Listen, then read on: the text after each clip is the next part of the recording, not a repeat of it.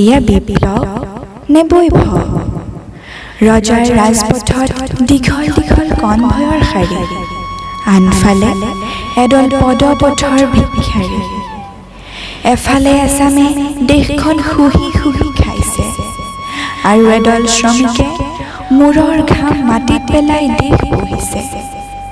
এয়া বিপ্লৱ নে বৈভৱ? এমা ডিমা কণমানিটিও আজিচোন ডাষ্টবিনৰহে পাত্ৰ। তাৰ জানো মুক্তভাৱে উশাহ লোৱাৰ আকাংক্ষা নাই? তাৰ জানো হেঁপাহ নাই? আন্ধাৰ মনটোক উৎসাহিত কৰাৰ হয়তো অভিপ্ৰায়ো আছে।